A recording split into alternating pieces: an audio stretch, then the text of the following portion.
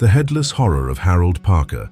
In the suffocating darkness of Harold Parker State Forest, on a chilling night in 1979, my flashlight beam trembled as Joey and I stumbled upon the lifeless, decapitated body of our best friend, Mark. His blood-soaked remains lying chest up on the forest floor, a clean cut where his head should have been. A gruesome discovery that would haunt me for decades. The ground around him was a crimson pool, congealed around the stump of his neck, his pale skin glowing unnaturally in the beam of our lights, a sight that froze us in terror.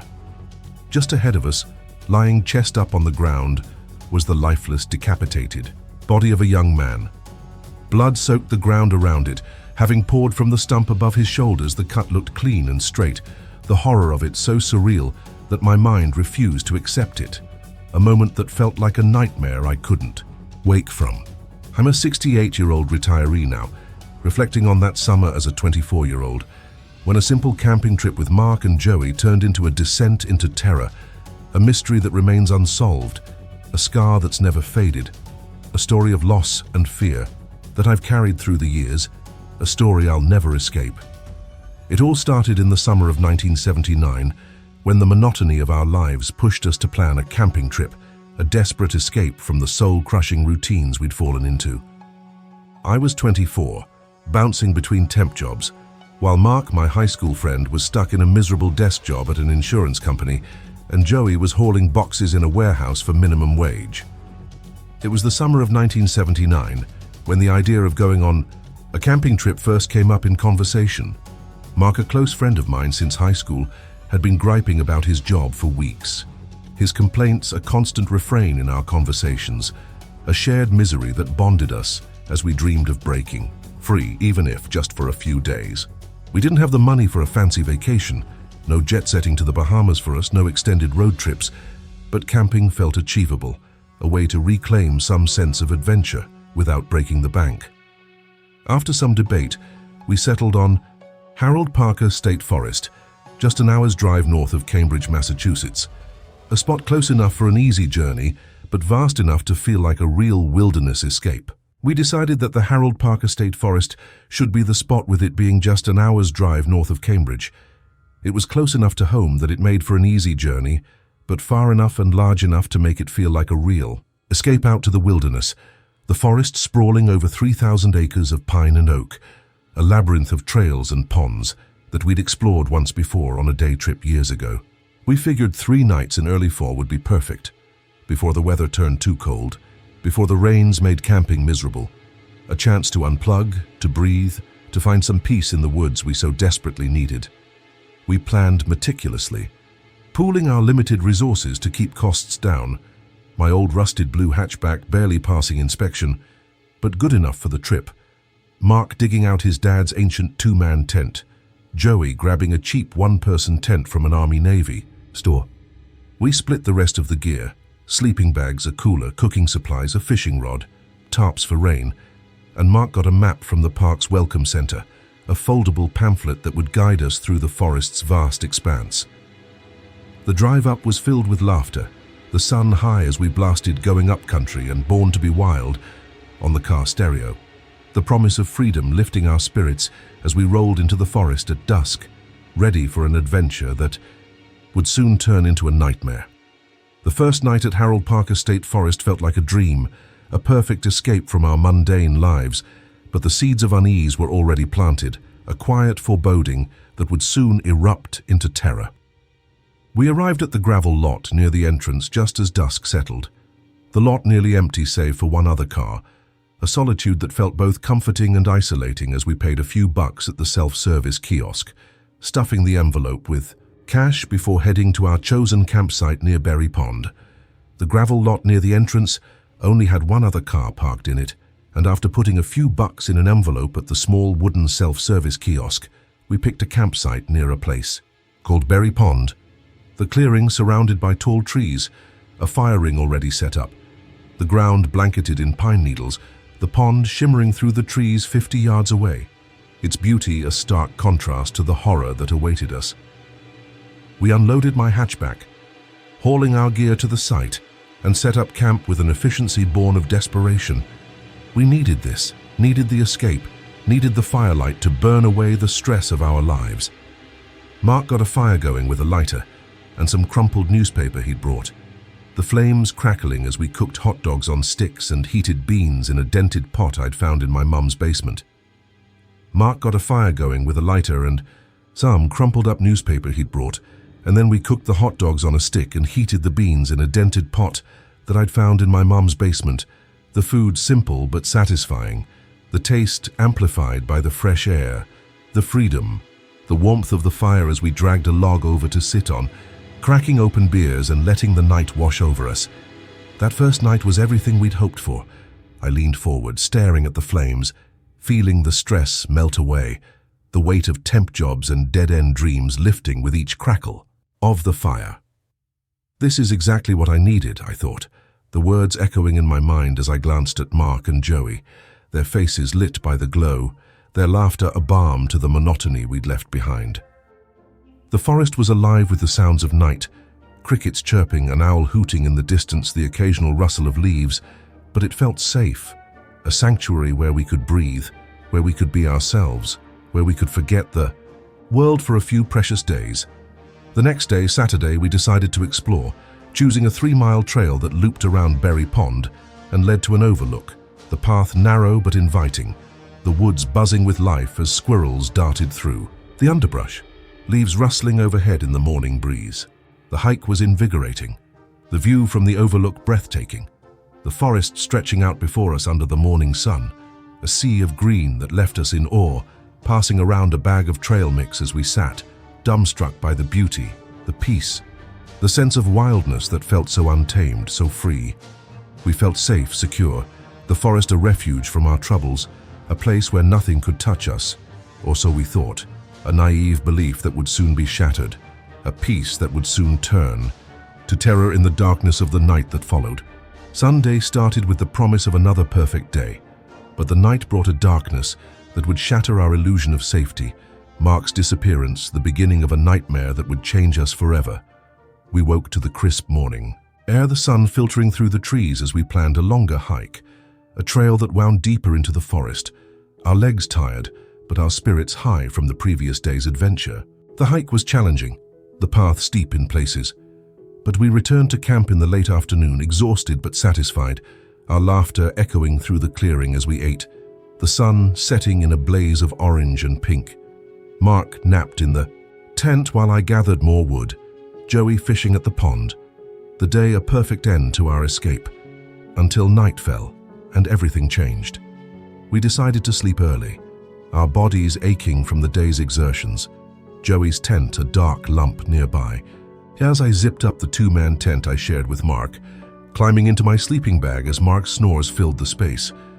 With Joey's tent just this dark lump nearby, I zipped up our own, and then as I got into my sleeping bag, Mark was already snoring beside me, the forest settling into a quiet that felt almost too still, the occasional animal sound a soft backdrop as I drifted off, the exhaustion pulling me under.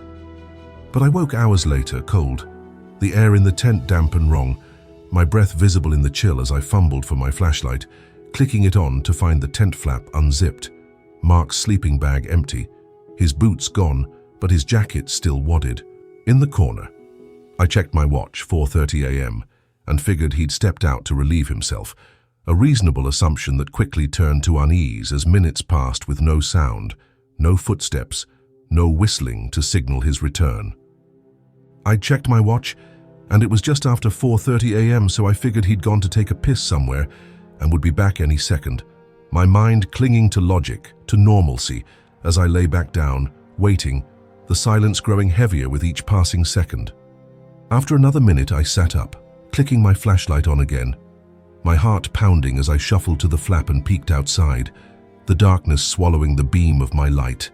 No trace of Mark anywhere, a bad feeling creeping into my chest, a whisper of fear that something was terribly wrong. I pulled on my boots, my hands trembling, and climbed out of the tent, calling Mark's name softly at first, not wanting to wake Joey unless I had to, my flashlight cutting through the pitch-black night, revealing nothing but shadows and trees. I circled the campsite, my voice growing louder, more desperate, until I heard rustling from Joey's tent, his sleepy voice asking what was wrong as he unzipped it, blinking up at me, his hair a mess, the flashlight's beam catching the confusion in his eyes. I explained. Mark was gone, his sleeping bag empty. Too much time had passed for a simple bathroom break, and after a back and forth, Joey realized I wasn't overreacting, pulling on his boots and jacket to join me in a search that would lead us to a horror we couldn't have imagined. Our search for Mark led us deeper into the forest, his scattered clothes a grim trail that ended in the horrifying discovery of his decapitated body, a moment that would sear itself into our souls. Joey and I split up at first, circling the campsite in different directions, calling Mark's name, our flashlights cutting through the dark, picking out trunks and bushes, but finding no sign of him. The forest silent except for our voices, the air cold and damp against our skin. We met back at the campsite, Joey suggesting Mark might be sleepwalking. He'd done it as a kid once wandering into his backyard, but I doubted it, the unease in my gut growing as we widened our search, staying together this time, moving. Deeper into the woods, the ground sloping downward, roots threatening to trip us in the darkness. After an hour of walking, feeling like we were going in circles, Joey stopped, pointing his flashlight at a bush, a grey object snagged on its thorns. Mark's faded blue hat, the one he'd worn all trip, unmistakable in the beam of our lights. Joey suddenly stopped. He pointed his flashlight toward a bush and something grey that was snagged on it. I aimed my own light, and when I did, my heart sank. We each saw the unmistakable sight of Mark's hat, that faded blue one that he'd been wearing the whole trip, the sight a punch to the gut. A confirmation that something was terribly wrong, that Mark wasn't just lost, he was in danger, or worse. We kept moving, calling his name, and found his socks, then his jeans, his t-shirt, his boxers. Each piece of clothing spread out over 50 to 60 yards, a deliberate path that made no sense, a trail that led us deeper into the forest, deeper into dread. We tried to make sense of it. Joey asked if I'd seen Mark drinking anything stronger than beer, but we'd finished our beers the first night, and Mark wasn't the type to sneak liquor, let alone go streaking through the woods. His humor never that reckless, that wild. We found his socks, one then the other, tossed aside like he just peeled them off, and left them there. Next we found his jeans crumpled in the dirt, and then his t-shirt, and then his boxers all spread out over the course of maybe 50 to 60 yards. The trail a chilling puzzle. Each piece of clothing a step closer to a truth we didn't want to face. A truth that revealed itself when we saw it. Mark's body, lying chest up on the ground, blood soaking the dirt around him, his head gone, the cut clean and straight, his pale skin untouched except for the gruesome wound. A sight that broke us, that shattered us. That left us frozen in the beam of our flashlights. I shut down, my mind refusing to accept what I saw, the body looking almost fake, like a movie prop, the bright white skin with a bluish tone. The congealed blood around the neck wound a plastic sheen I couldn't process. Joey reacted differently, pacing around the body, yelling Mark's name, refusing to believe it was him, his voice cracking with denial. It's not him. It can't be. While I stood frozen, the flashlight trembling in my hands, the reality sinking in. Mark's height, his build, no tattoos or scars, the clothes we'd found. It was him, undeniable, unbearable, a truth that tore through me, leaving me hollow, leaving me broken. The aftermath of Mark's death left us under suspicion. The unsolved mystery of his murder, a weight that crushed us, a trauma that reshaped our lives, a horror we'd never escape. Joey and I made our way back to camp, running where the ground allowed, a desperate need to do something, anything, even though we knew it was too late. Mark was gone, his blood soaking the forest floor, his head missing, a mystery that would haunt us forever. We drove to the Ranger HQ in Middleton, the sun just rising as we stumbled in, grief-stricken, our voices a mess as we told our story to the two rangers on duty, Joey sobbing through the details, me filling in where he couldn't, their faces grim as they handed us coffee, their questions sharp but unanswerable, our minds too shattered to offer more than the horrific truth. We'd found him like that, headless, alone, a nightmare we couldn't explain. The Rangers called it in, and soon EMTs and police arrived, their flashing lights silent but ominous. As they split us up, questioning us separately, their suspicion clear in their cold demeanor, their questions relentless. Where were we? What did we hear? Did Mark have enemies? They split us up, me by the tents and Joey near the pond, and then they started to question us. Where were we when it happened? What did we hear? Did Mark have any enemies that knew about this trip? Their lack of sympathy, a knife in our already broken hearts. The implication that we'd done this, a weight we couldn't bear. A fear that we'd be blamed for a crime we didn't commit. They took everything. Our clothes, gear, tents, sleeping bags, even the knives we'd used for cooking, bagging it as evidence, leaving us with nothing but our grief, our fear, our desperate need to go home, to escape the forest that had taken Mark from us. At the precinct, they put us in separate interrogation rooms, small and grey, a metal table and one-way mirror between us and the detectives, their questions the same but sharper, more accusatory. Had Mark and I fought? Was I jealous? Angry? I denied it, my voice forceful. No, we were best friends, but the detective just wrote it down, his expression unreadable, the interrogation a loop of suspicion that left us terrified, imagining a botched trial, a wrongful conviction, a life stolen just as Mark's had been. Hours later, they let us go, the forensics coming back clean a week later. A small relief that did nothing to ease the pain, the horror of Mark's death, the mystery of who'd killed him, of why his head was never found, a cold case that lingered, like a ghost, a wound that never healed. Joey moved west a year later to Oregon, and we drifted apart, our conversations rare, the topic of Mark's death an unspoken taboo, a pain too deep to touch. I stayed in Cambridge, but I fell apart. Couldn't hold a job, couldn't function, my mind replaying the image of Mark's body, the blood, the missing head, the nightmares relentless, waking me in cold sweats, my life a shadow of what it had been. Therapy helped eventually. My sister dragged me to a doctor, meds dulled the edges, cognitive behavioral sessions gave me tools to cope. But the forest, the horror, the loss of Mark, it stayed with me, a scar on my soul, a reminder that some mysteries are too dark, too deep to ever be solved, a reminder that I'll never go back to Harold Parker, that I'll never be the same. The Skinned Warning, a Tennessee camping horror. In the grey light of dawn, deep in the Tennessee backcountry, my blood ran cold as I approached my truck and saw a raw, glistening animal skin stretched across the hood, its blood streaking down the windshield. A chilling warning that turned our camping trip into a nightmare we'd never forget. The skin was laid out flat, deliberate, not just tossed there, its underside pink and wet, the head and legs hacked off jaggedly, the sour, meaty stench hitting me like a punch as I froze, my hands shaking. I walked over to my truck to grab the pot from the back, and that's when I saw it.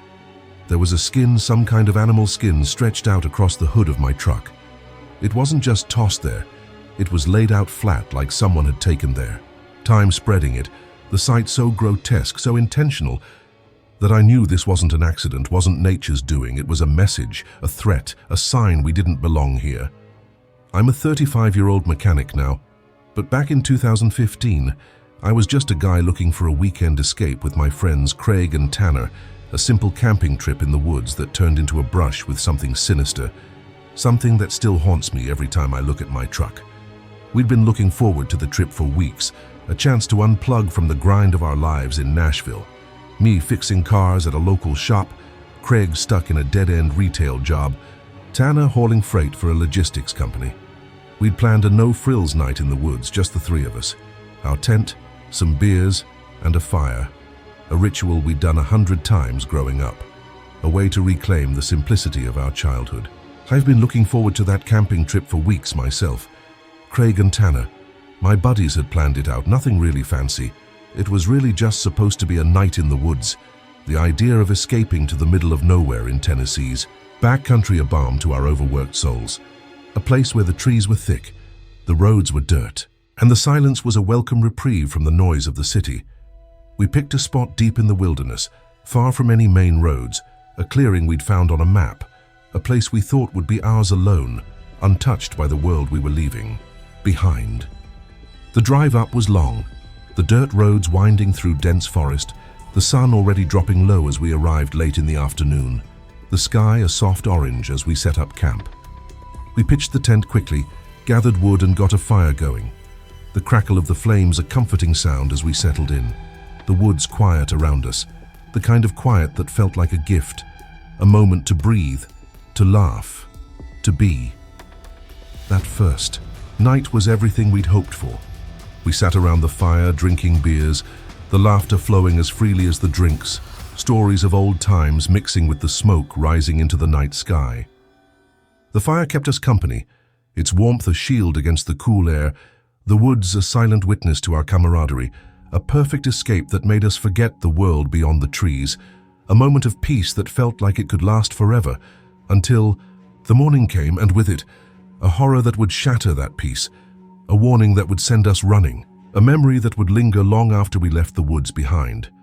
The night in the Tennessee woods wrapped us in a false sense of security, our laughter and the fire's warmth blinding us to the danger lurking in the shadows, a danger that would reveal itself at dawn. We'd set up camp with the efficiency of old friends who'd done this 100 times before, the tent pitched in a small clearing surrounded by towering pines, the ground soft with fallen needles, the air thick with the scent of sap and earth. We got there late in the afternoon, the sun was already dropping down, and we set up camp, quick-pitched the tent, gathered some wood, and got a fire going. The routine a comfort, a reminder of simpler days when we'd camp in our backyards as kids, pretending we were explorers in a world untouched by the grind of adulthood. The fire crackled to life, its glow casting long shadows as we unpacked our cooler, the beers cold in our hands, the promise of a good night ahead. We sat around the fire, the flames dancing as we talked, our voices carrying into the night, the woods quiet except for the occasional hoot of an owl, the rustle of leaves in the breeze. The night was going smooth and the woods were pretty quiet. We sat around drinking and laughing, just sitting around the crackle of the fire keeping us company, the simplicity of it all a balm to our weary souls, a chance to forget the long hours, the endless bills, the weight of lives we weren't sure we wanted anymore. We laughed about old times, Tanner's disastrous high school prom date, Craig's failed attempt at growing a beard, my knack for breaking every car I tried to fix as a teenager, the stories flowing as easily as the beers, the fire's warmth, a cocoon that made us feel safe, untouchable, invincible. As the night wore on, the fire died down to embers, the stars above us a glittering canopy, the kind of sky you only see far from the city, a reminder of why we'd come here, why we'd needed this escape. We crawled into the tent, the beers leaving us buzzed and content, our sleeping bags a makeshift bed on the hard ground, the sound of the forest, a lullaby that pulled us under. I drifted off to the soft snores of Craig and Tanner, the night wrapping, us in its quiet embrace, a peace that felt absolute, a peace that would shatter with the morning light, a peace that was never meant to last. I woke to the grey light of dawn, the fire reduced to ashes, the sky a muted wash of colour as the early morning crept through the trees, a chill in the air that made me shiver as I crawled out of the tent. Craig and Tanner were still out cold, their snores a steady rhythm as I stretched my legs, figuring I'd get some coffee going to warm us up, to start the day right. When I woke up, the fire was just down to ashes, and the sky was grey, and then we could see that early morning light coming in.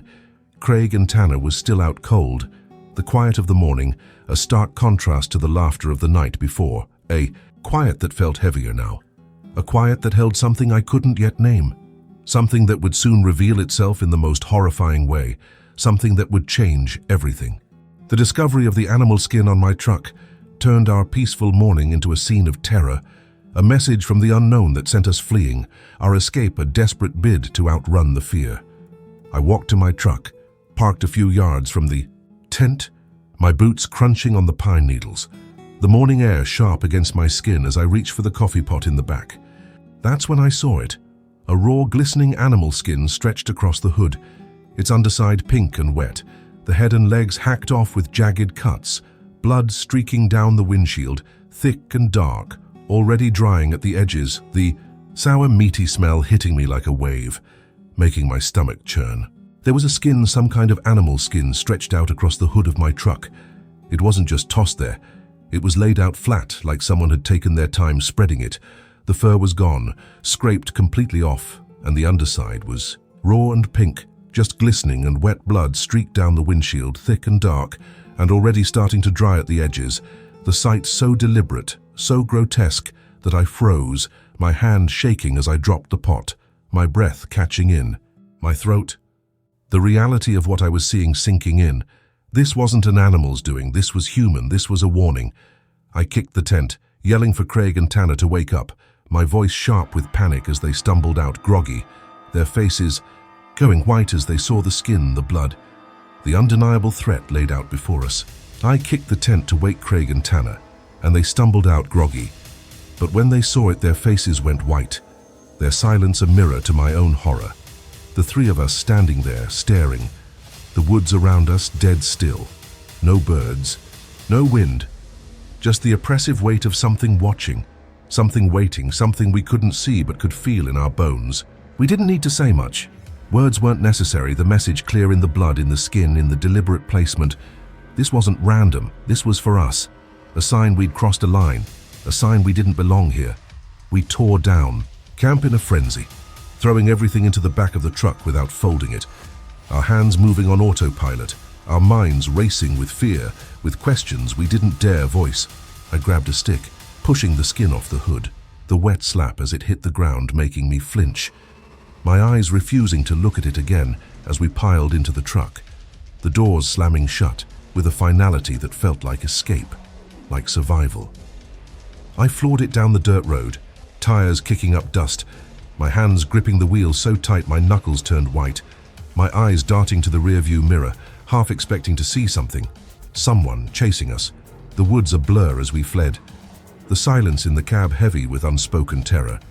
We didn't stop until we were miles away, the dirt roads giving way to pavement, the forest shrinking in the distance, a weight lifting but not disappearing.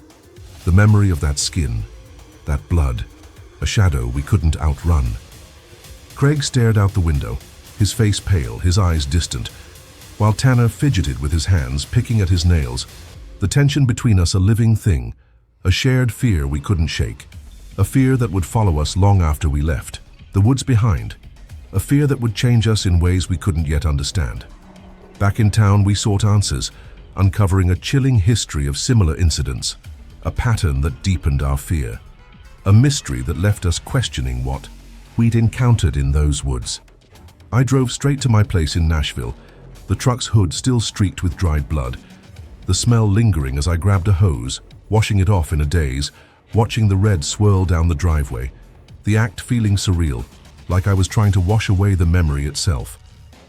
I went back home, washed the blood off of my truck with a hose, and stood there watching as the red kind of just swirled down the driveway, the water doing little to erase the image of that skin, the way it had been laid out, the way it had glistened in the dawn light. A message I couldn't unsee, a warning I couldn't forget.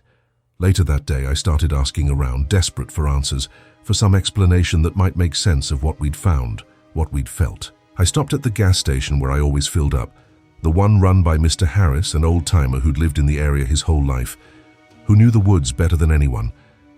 I told him what had happened, my voice low, hesitant, the words feeling heavy as I described the skin, the blood, the way it had been placed.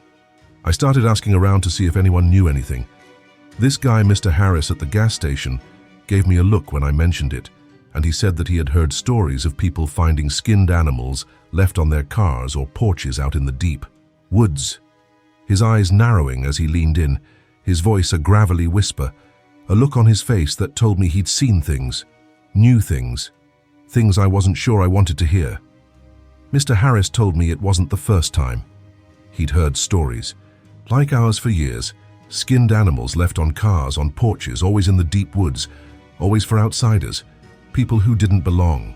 He said that it had been happening off and on for years, no one knew who did it, but folks figured it was some type of warning, a message for outsiders or people who didn't belong. His words sending a chill down my spine. The idea of a warning, a message echoing the fear I'd felt in the woods, the sense that we'd crossed a line, that we'd trespassed on something ancient, something territorial, something that didn't want us there. He'd seen it himself once back in the 80s, a skinned rabbit on his cooler after camping too far out, a sight that had sent him running, a memory that had kept him out of those woods ever since. I went home, the weight of his words settling over me, my mind racing with questions. What kind of people would do this? What kind of message were they sending, and why us? I got online, digging through forums, searching for answers, finding posts from others who'd experienced the same. Skinned animals left in the night, always in remote spots, some blaming hunters gone mad, others whispering of something older, something tied to the land, something that watched, that waited, that marked its territory with blood. The more I read, the worse it got. People spoke of feeling watched, of hearing noises after they got home, as if whatever did it wasn't done with them. A thought that made my skin crawl, a fear that settled deep in my bones, a fear I couldn't shake.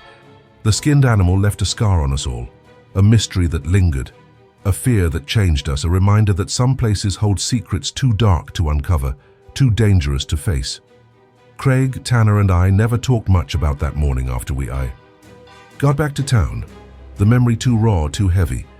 A looming presence that cast a shadow over our friendship, over our lives. Craig and Tanner pretty much feel the same way. We haven't really talked about it much, but it's there pretty much looming over us. The silence a testament to the fear we'd shared, the unspoken agreement that some things were better left untouched, some memories better left buried. We went our separate ways quickly after that trip, each of us retreating into our own lives, our own fears. The woods a place we'd never return to, a place that had marked us in ways we couldn't erase. I still drive that truck, the same one I've had since I was 20, but every time I look at the hood I see that skin, the blood, the way it had been stretched out, a memory that's etched into the metal, into my mind, a scar that won't fade. I still drive that truck, but every time I look at the hood I still see that skin, the image a constant reminder of that morning, of the fear, of the unknown that had reached out and touched us, that had left its mark in blood, in terror, in a warning we'd never forget. I keep my doors locked now, my windows closed, my eyes scanning the shadows, the feeling of being watched a constant companion, a paranoia I can't shake, a fear that's become a part of me. I don't know who did it, what they wanted, whether we'd crossed some invisible line, camped somewhere we shouldn't have, or if it was just random, a cruel act by someone or something that wanted to send a message. I don't know who did it or what they wanted. Maybe we'd crossed some line camp somewhere we shouldn't have. Maybe it was random, but I know it wasn't an animal that skinned that thing and put it on my truck. The deliberate placement, the careful spread of the skin, the blood streaking down the windshield, all of it too intentional, too human. A message I couldn't decipher but couldn't ignore. A message that said we didn't belong, that we'd never be welcome in those woods again. I haven't been camping since, and I don't think I ever will. The thought of those deep woods, of the silence, of the darkness, too much to bear. Too close to a memory I can't outrun. A memory that's changed me, that's made me see the world differently. A world where danger can lurk in the quietest places, where a simple trip can turn into a nightmare, where a warning can be written in blood. Craig and Tanner feel the same. We've moved on, built lives, but the shadow of that trip lingers, a reminder of what we saw, what we felt, what we'll never understand. A reminder that some mysteries are better left unsolved, some places better left alone. The church in the wilderness, a trapdoors unseen terror on the fourth day of our hardcore camping trip in Algonquin Provincial Park. My best friend Chris's eyes glinted with a manic edge as he knelt beside a chained trapdoor in an abandoned forest church, his sudden obsession to break it open, sparking a violent clash between us, a moment that left me fearing we'd narrowly escaped something far darker than we could ever imagine. The trapdoor, bolted into the dirt floor of the eerie, windowless structure, was wrapped in thick, rusted chains, a heavy padlock sealing it shut, its presence a silent warning in a place that felt wrong, ancient, dangerous. Chris then walked over and knelt beside it, and the chains rattled as he gave them a tug. They were clearly solid. I remember wondering out loud what might necessitate something like chains, my voice trembling as I sensed the danger, as Chris's fixation grew, a fixation that would lead to a confrontation in the wilderness, a confrontation that would haunt me for years. I'm a 31-year-old outdoor enthusiast now, but back in 2015, I was just a 24-year-old seeking adventure with Chris, a trip that turned into a brush with the unknown, a mystery that still lingers in my nightmares, a story of survival and fear I'll never forget. Chris and I had been friends since we were kids in Toronto, back when we'd skip class to explore the ravines near our neighborhood, building forts and pretending we were explorers in a world untouched by rules. I'd always been drawn to the outdoors, and my buddy Chris was the same. We've been friends since we were kids, back when we'd skip class to mess around in the ravines near our neighborhood in Toronto, our love for the wild growing into a summer ritual as we got older. Camping trips that became our escape, our way to reconnect with the raw, untamed freedom we'd felt as children. By the time we were 24, we'd coined the term hardcore camping. No tents, no stoves, just ponchos, ground sheets, and whatever we could carry, forcing us to forage, fish, and live off the land, a challenge that gave us the adrenaline rush we craved. That year we chose Algonquin Provincial Park, a massive expanse of forest and lakes in Ontario, spanning thousands of square miles, a perfect spot for 7 days of wilderness living, far from any roads or ranger stations, just us and the great green beyond. We chose Algonquin Provincial Park, a massive chunk of forest and lakes up in Ontario, for 7 days of wilderness living. The idea of surviving with minimal gear, a thrill we couldn't resist, a test of our skills, our endurance, our bond. We started strong, hiking 12 miles on the first day through thickets of pine and birch, the air cool, the sky patchy with clouds, our packs light as we set up camp near a shallow creek, the stars above us a glittering promise of the adventure ahead. The first few days were a grueling but exhilarating mix of hiking, foraging, and surviving. Chris caught a trout with a makeshift line, we boiled creek water and slept on mossy ground, the forest our home, its silence our companion. But on the fourth day, everything changed. The discovery of that church, a grey, cracked structure half swallowed by the forest, unmarked on any map, shifting our trip from adventure to unease, a shift that would lead to a moment of terror, a moment that would reveal the true danger of the wilderness we thought we knew. The first days in Algonquin were a test of survival that brought us closer, the forest a vast, untamed playground, until the discovery of the church on day 4 turned our adventure into a descent into unease. We'd fallen into a rhythm by the third day, our bodies adjusting to the demands of hardcore camping, our packs lighter as our food supplies dwindled, hunger a motivator that drove us to fish and forage, to live off the land in a way that felt primal, exhilarating. By day 3, we were nicely warmed up, and we fell into a steady rhythm. Our packs were lighter now, our food supplies were dwindling, but we were used to it, the forest guiding us to campsites, its streams providing water we boiled over small fires, its silence a comfort that made us feel alive, connected, free. That afternoon, Chris caught a small trout in a stream, using a line he'd made from thread and a hook, the flaky meat a reward we split with our hands, the taste better than any meal we'd had in the city, the fast-moving stream water, a crisp contrast to the bottled stuff we were used to. That afternoon, Chris caught a small trout in a stream with a line that he'd made out of something in a hook, and we cooked it over a fire, splitting that flaky meat with our own hands. The simplicity of it all a reminder of why we did this, why we pushed ourselves to the edge, why we needed the wild to feel whole. We checked the map occasionally, but mostly we moved on instinct, letting the forest lead us, its vastness a challenge we welcomed, a world where we could be the explorers we'd always dreamed of being. The fourth day started like the others. Chris was already awake, rolling up his ground sheet as I climbed out of my poncho shelter. The morning air cool against my skin as we ate the last of our granola, shouldered our packs, and headed north again. The fourth day started just like the others. Chris was already awake and rolling up his ground sheet as I climbed out of my tent. Then we ate the last of our granola, shouldered our packs, and started up north again, the forest dense around us, our footsteps the only sound as we fell into step, the rhythm of our hike a meditation that kept us grounded, that kept us moving, that kept us together. We didn't talk much, the silence a companion as familiar as the trees, the rocks, the roots that threatened to trip us, the forest a living thing that seemed to watch us, to guide us, to challenge us with every step. Around noon we stopped, at a narrow stream to refill our canteens, the water cold against my face as I splashed it on, the moment a brief respite from the ache in my legs, the burn in my calves from days of hiking. Chris tapped my shoulder, pointing off into the distance, his voice low. "You see that?" I followed his gaze, squinting through the trees, and there it was, a shape too straight, too angular to be natural, a structure that didn't belong, a mystery that would soon unravel the peace we'd found, a mystery that would lead us to a place we were never meant to find, a place that would change everything. The discovery of the abandoned church in the forest marked the turning point of our trip, its eerie presence and the chained trapdoor inside sparking a tension between us that would soon erupt into conflict.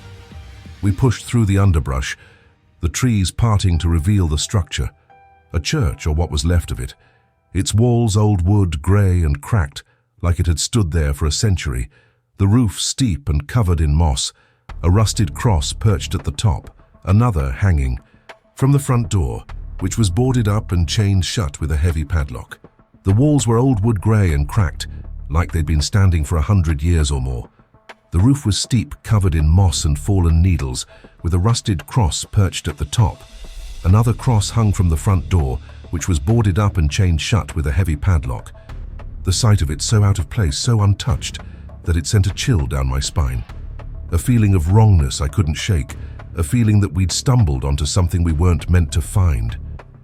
Chris pulled out the map, spreading it on the ground, tracing our route with a finger, but there was nothing where the church should have been, no marks, no symbols, no hint of anything man-made for miles, the absence a mystery that deepened the unease in my gut. Chris folded the map up. His eyes were now fixed on the building and he said something like, "Let's check it out." His voice tinged with an excitement I didn't share, a curiosity that felt reckless, dangerous, as we circled the structure, stepping over roots, ducking branches, the chained door and rusted padlock a silent warning, the air heavy with the weight of something ancient, something forgotten, something that didn't want to be disturbed. We found a hole on the side where the rotten wood had been scraped away, low and jagged, just big enough for a person to crawl through, and Chris dropped to his hands and knees, peering inside. "It's got to be an animal," he said. "Probably uses this place as a den." But when he shrugged off his pack and started crawling through, I felt a surge of panic, my voice sharp. "Are you kidding, dude? You want to crawl inside?" "It's got to be an animal," Chris said, peering into the dark. "Probably use this place as a den." His words a weak reassurance as he ignored my protests, wiggling through the gap, leaving me no choice but to follow, the rough edges scraping my shoulders as I crawled after him, the air inside damp, cold, stale, the dim light revealing a space that felt more like a tomb than a church. Inside, the church was empty. No pews, no altar, just bare walls and a packed, dirt floor littered with dry leaves, a huge wooden cross at the far end casting a shadow that felt oppressive, heavy. But it was the trapdoor in the center of the room that stopped me cold, steel, partially covered in dirt, its edges bolted down, wrapped in thick chains, a rusted padlock sealing it shut, a barrier that screamed danger, that whispered secrets. We weren't meant to know, a mystery that would soon drive a wedge between us, a mystery that would test our friendship in ways I never imagined. Chris's obsession with the trapdoor ignited a confrontation that shook us both, his manic determination clashing with my growing fear, a moment that revealed the danger we'd stumbled into. I stepped closer to the trapdoor, my heart pounding as I stared at its cold, dirty surface, the chains rattling as Chris knelt beside it, giving them a tug, their solidity a stark contrast to the decay around us, the question escaping my lips. Before I could stop it, what could necessitate something like this? What could be so dangerous it needed to be locked away in the middle of nowhere? The chains rattled as he gave them a tug. They were clearly solid. I remember wondering out loud what might necessitate something like chains, my voice trembling with a fear I couldn't name, a fear that grew as Chris's eyes lit up, a manic edge to them I'd never seen before, a determination that felt wrong, reckless, dangerous. He stood, wiping his hands, his voice firm. It could be anything. Cash, maybe some smuggler's stash, or loot from a robbery, locked up and forgotten. Why else would it be chained up like that? Chris stood up, wiping his hands, and said it could be anything. Cash, maybe some smuggler's stash or loot from a robbery locked up and forgotten. His theories wild, his excitement a stark contrast to my growing dread, my mind racing with darker possibilities. Nuclear, waste, Chemicals, something toxic, something no one wanted found, something that could kill us if we opened it. I shook my head, my voice sharp. It could just as easily be something dangerous, Chris. We don't know what's down there. We shouldn't mess with it. But he wasn't listening. His eyes fixed on the trap door, his mind already made. Up, his obsession a force I couldn't reason with. We've got to get in there, man, he said, heading for the hole we'd crawled through. Let's find something to break the chains. I yelled for him to wait, grabbing his arm, but he yanked free, crawling out, leaving me scrambling after him, my heart pounding as I watched him pace around the church, kicking at the ground, searching for a rock heavy enough to smash the lock. We got to get in there, man, he said, heading for the hole in the woods outside. Let's find something to break the chains. His words a declaration of intent, a reckless determination that sent a surge of panic through me, a fear that we were crossing a line, that we were inviting something we couldn't control, something that would destroy us if we weren't careful.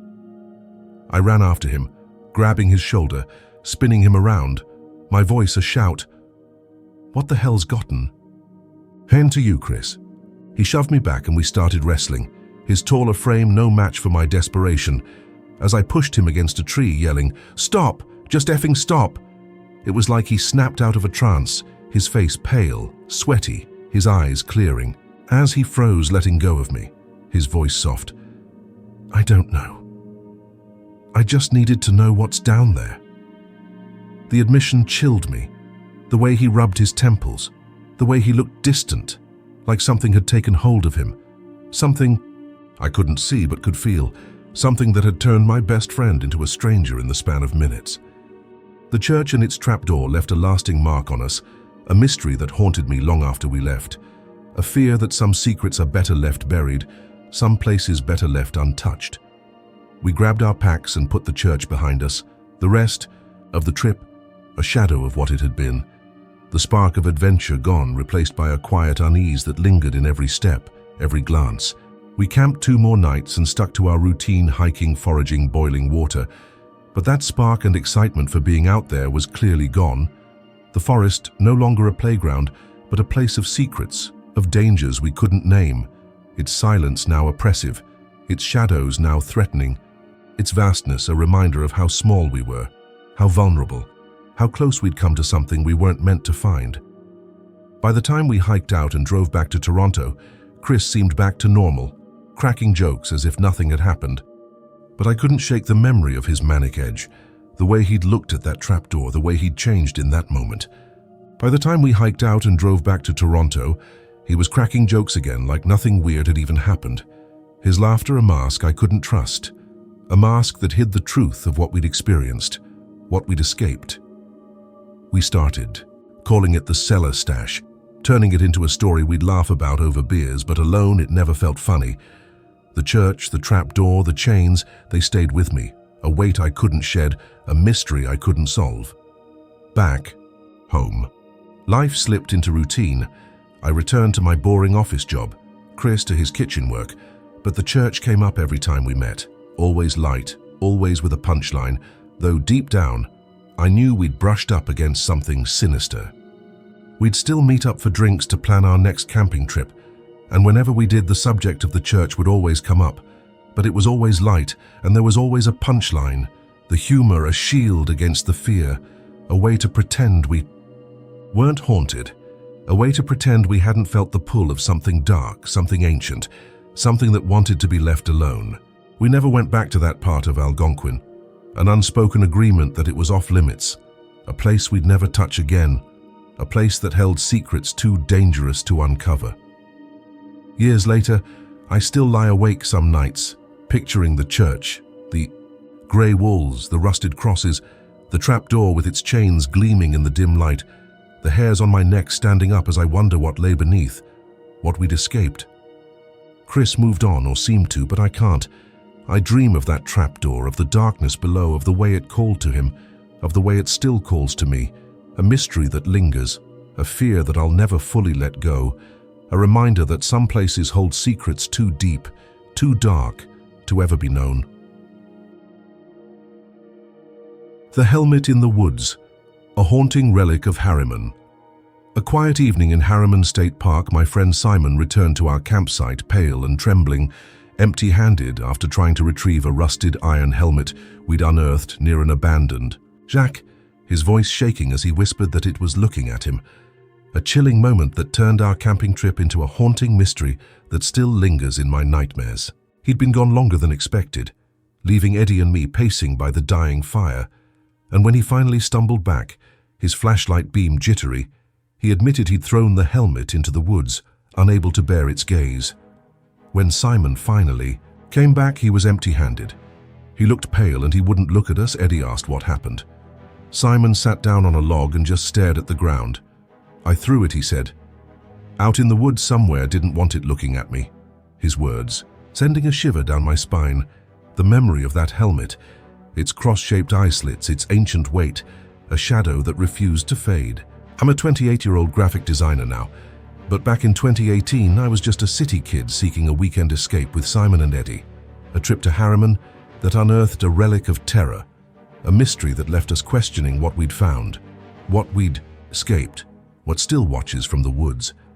We'd been planning the trip for weeks, a much-needed break from the grind of city life in Brooklyn, where I spent my days hunched over a computer, designing logos for clients who never seemed satisfied, while Simon juggled bartending shifts and Eddie worked long hours as a bike courier. We went on a camping trip to Harriman State Park. It was me, Simon, and Eddie, just the three of us looking to get away from the city. For a weekend, we planned it for weeks.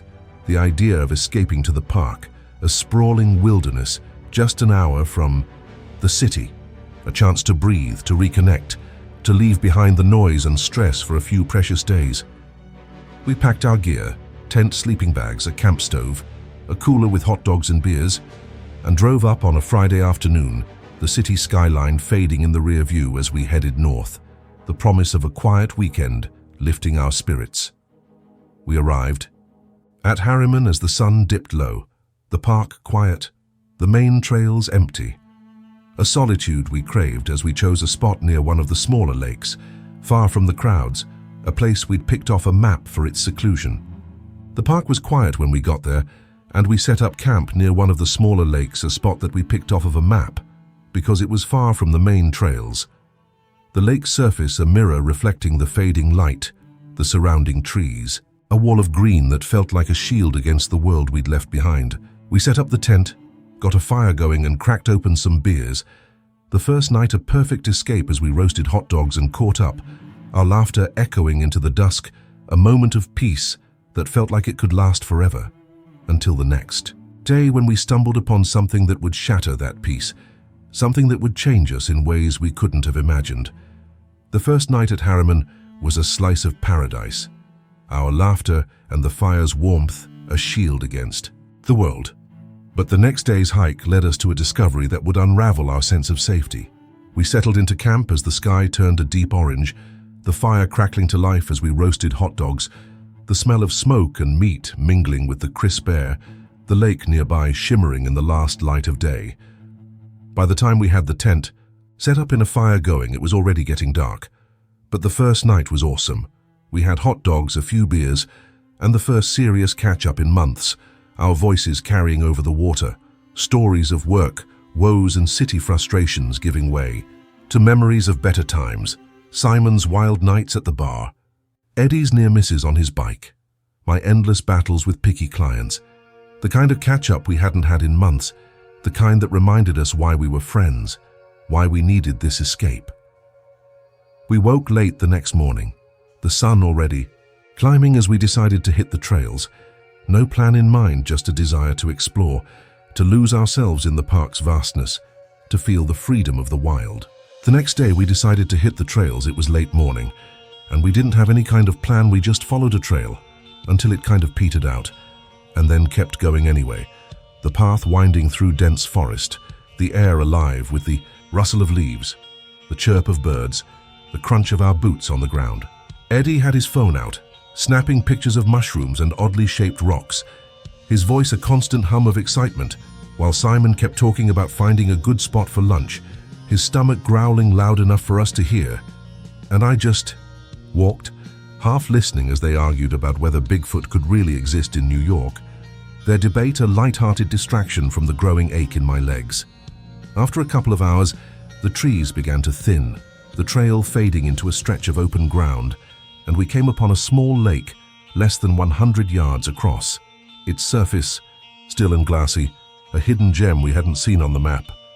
A place that felt like ours alone. After a couple of hours, the trees started thinning out, and we came up on a small lake that we hadn't seen on the map.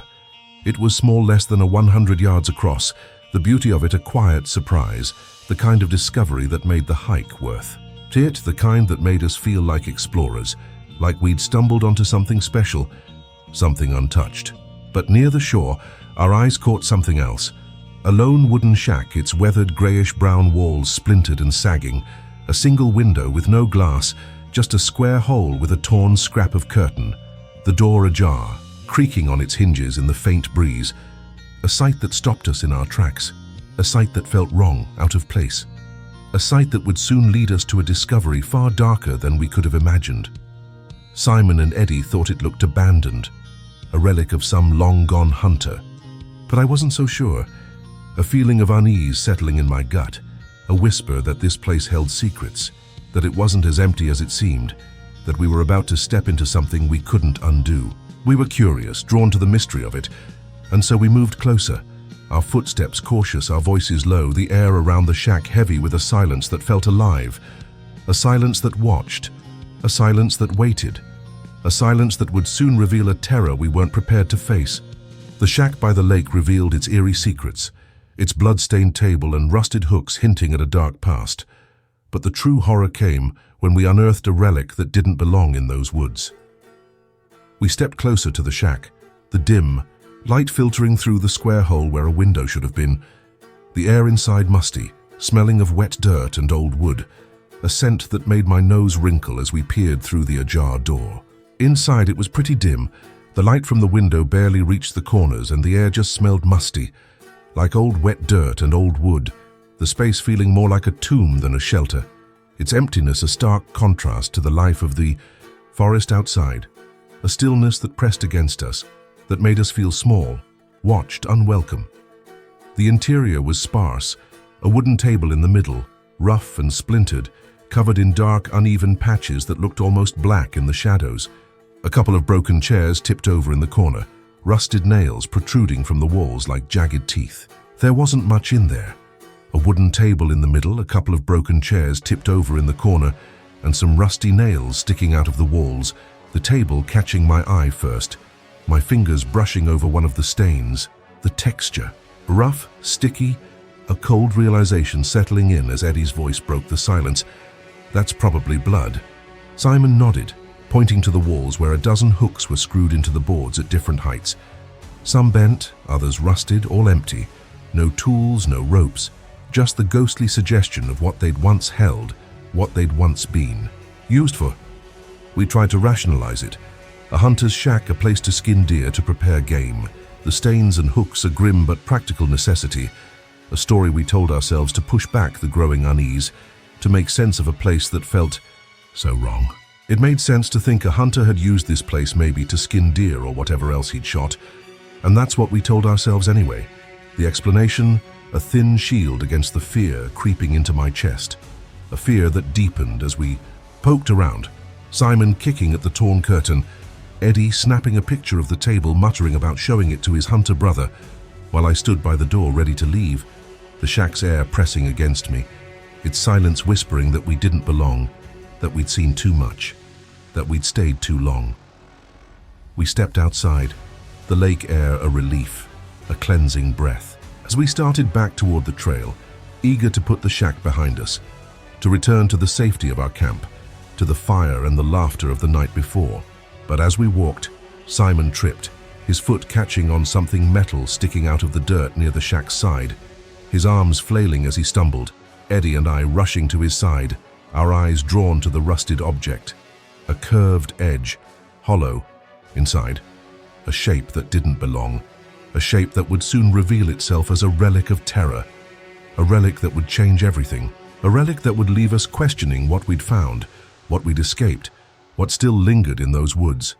The unearthing of the iron helmet marked a turning point, its ancient design, and Simon's chilling reaction revealing a terror we couldn't ignore, a moment that forced us to flee the unseen danger. Simon crouched down, brushing dirt off the metal object, his voice low. It stuck as Eddie handed me his water bottle, telling us to dig it up, my hands shaking. As I grabbed a stick, scraping at the earth while Simon pulled up clumps with his hands, tossing them aside. Eddie handed me his water bottle and told us to dig it up. I grabbed a stick and started scraping at the dirt, and Simon used his hands pulling up clumps of earth and just tossing it aside. The more we uncovered, the clearer it became. A tool wasn't a knife or hatchet, but something far older, far stranger. Something that didn't belong in these woods. Something that felt like a warning. A relic of a past we weren't meant to touch. After 10 minutes, we had it mostly uncovered. An iron helmet, heavy and pitted with rust, tall and pointed at the top like a pyramid, the front with 2 slits for eyes shaped like crosses, sharp and uneven as if hacked in with a chisel, the weight of it solid, ancient, wrong. After 10 minutes, we had it mostly uncovered. It was a helmet, or at least something that looked like one. The metal was heavy, maybe iron pitted and rusted but solid. It was tall, pointed at the top like a pyramid, and the front had 2 slits for eyes shaped like crosses, the sight of it sending a shiver down my spine. The crosses, not the kind you'd see in a church, but something harsher, something that spoke of violence, of rituals, of a time long gone but not forgotten, a time that felt alive in the air around us, watching, waiting. Simon picked it up, grunting at its weight, holding it out in front of him, his voice a mix of awe and unease. Looks like a clan hood or something, but metal. I shook my head. Whatever this was, it wasn't that. It felt older, heavier, meant for something darker than show, something I couldn't name but could feel. A bad feeling that grew as Simon turned it over, sniffing inside. Smells like rust and mud. Before grinning, I'm going to put it on. Eddie snatched it from him, his voice sharp. No, you're not. It's filthy. At least clean it first. But I could tell Simon was serious, his eyes glinting with a reckless curiosity that made my stomach churn, a curiosity that would soon lead to a moment of terror, a moment that would drive us from the woods. We left the helmet by the shack, heading back to camp, the hike quiet, our voices muted by the weight of what we'd found, the sun dipping low as we built a fire, cooked pasta on the camp stove, and sat around eating, the helmet coming up in conversation. Eddie suggesting it was an art project, a movie prop. Simon scoffing, "It's too heavy for that. Why bury it?" I didn't have an answer. My mind stuck on the shack, the bloodstains, the hooks, the helmet's cross slits, a growing certainty that we'd stumbled onto something we weren't meant to find, something that didn't want us there, something that was watching us even now. Simon's return from retrieving the helmet marked the peak of our terror, his haunting words a catalyst for our escape, leaving behind a mystery that continues to haunt me, a relic I'll never forget. After sundown, as the fire burned down to embers, Simon got up without a word, grabbing his flashlight and walking off into the trees, his silence a stark contrast to the laughter of the night before, a silence that sent a chill through me as Eddie and I exchanged a look. His voice, "Glow, he's getting the helmet." Simon got up. The sky was dark and there was no moon, just stars and the faint glow of the coals, and he didn't say anything, just grabbed his flashlight and started walking off into the trees. "Hey, where you going?" I called after him, but he didn't answer, just kept going, leaving us by the fire. Eddie pacing, muttering about how stupid it was to go off alone, while I poked at the coals, trying not to think about the helmet, about those cross slits, about what they might mean, about what might be waiting in the dark. He was gone too long, longer than the walk to the shack and back should have taken. Each minute stretching into eternity, the forest around us silent, too silent, the kind of silence that feels alive, that feels like it's holding its breath, waiting for something to happen. When Simon finally returned, he was empty-handed, his face pale, his eyes refusing to meet ours as he sat on a log, staring at the ground, his voice a whisper. "I threw it, out in the woods somewhere. Didn't want it looking at me." His words a confession, a revelation, a terror that hit me like a wave.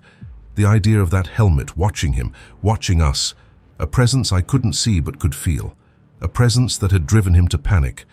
to flee, to leave it behind. We didn't push him for more, his shaken expression enough to tell us he'd seen something he couldn't explain, something that had broken through his bravado, something that had left him trembling, that had left us all trembling as we climbed into the tent, zipping it shut, trying to sleep. The wind outside, a low howl, Simon's uneven breathing, a constant reminder of what he'd felt, of what we'd escaped. The next morning we packed up early. No one saying it, but all of us feeling it. We wanted out, the shack, the helmet, the woods too much, too heavy, too dark. The drive back to Brooklyn silent, the hum of the engine a backdrop to our thoughts, to the questions we didn't dare ask, to the fear we couldn't shake. Years later, I still see those cross slits in my mind, still wonder about that shack, about the stains, the hooks, about the helmet buried in the dirt, about what it was, where it came from, what it meant. I looked up Harriman online, searching for others who'd found the shack, the helmet, but found nothing. No trail maps, no reviews, just the lingering suspicion that we'd wandered too far, that we'd found something that wasn't meant to be found, something that still waits in those woods, something I'm glad we left behind, something I'll never return to, a mystery that haunts me, a reminder that some things are better left buried, some places better left alone.